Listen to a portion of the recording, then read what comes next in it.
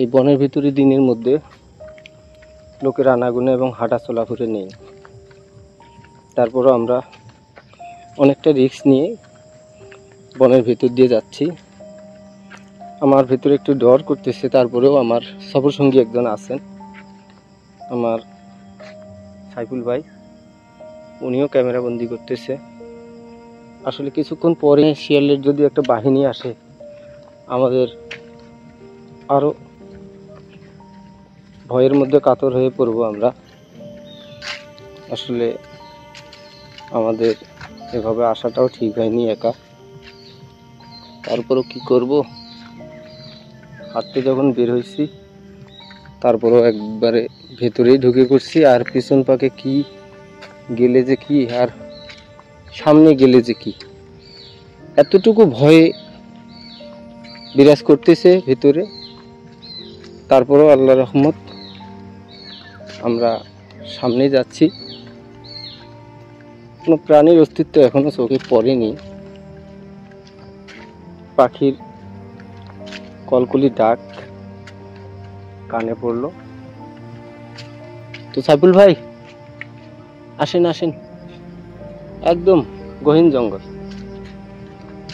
জঙ্গলে আসলে একা আসা ঠিক না, তারপরও ব্যস্ত সময়টা পার করে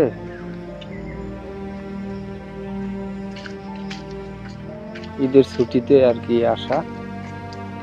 তো দেখি, তারপরও এই বনটা শেষ করলাম আল্লাহর অশেষ রহমতে।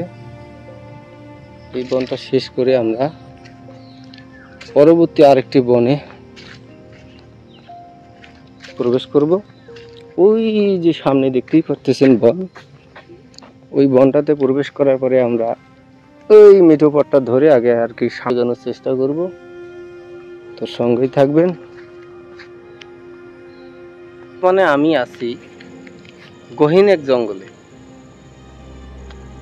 এখানে জঙ্গল ছাড়া আর কিছুই নেই, প্রাণীর অস্তিত্ব নেই বলতেই চলে বর্তমান সময়ে।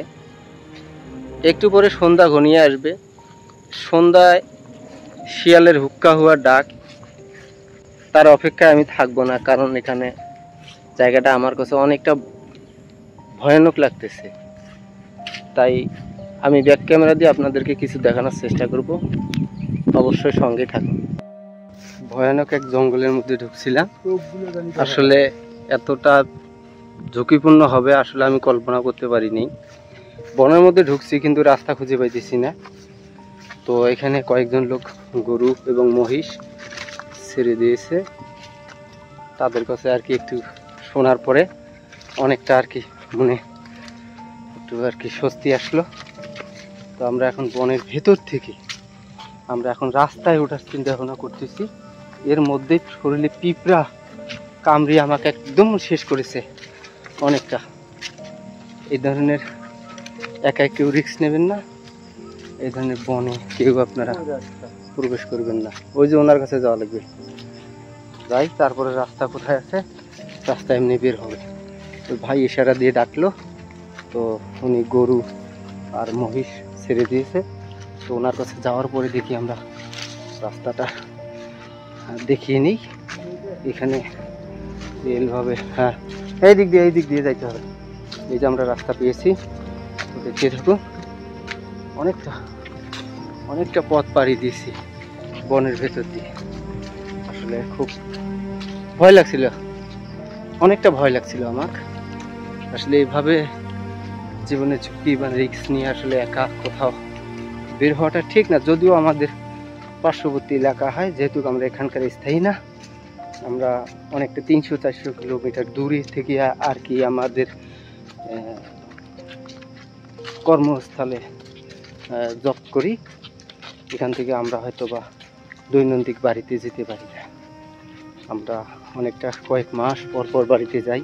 তার কারণে ঈদের ছুটিতে এবার বাড়িতে না যাওয়ার কারণে আর কি একটু ঘোরার শখ জাগলো। তাই আর কি একটু ঘুরতে ঘুরতে এই বনের মধ্যে ঢুকে পড়েছে। কিন্তু বন যে এত ঘন ঘন বন, কিন্তু এখানে রাস্তা নেই। আজকে বিপদের মুখ থেকে আর কি মুক্তি পেলাম। আল্লাহ তাআলা সহি সালামতে যে আমাদেরকে আবার তার কুদরতি ওসিলায় যে আমাদেরকে আজকে রাস্তায় উঠিয়ে দিয়েছে, আল্লাহর কাছে হাজারো শুকরিয়া। তো আমরা বনের ভিতরে যা হারিয়ে গেছিলাম, একদম মানসিক চাপে পড়ছিলাম।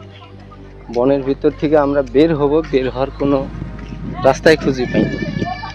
আল্লাহ তাআলা আমাদেরকে সহি সালামতে আবার রাস্তায় উঠিয়ে দিয়েছে।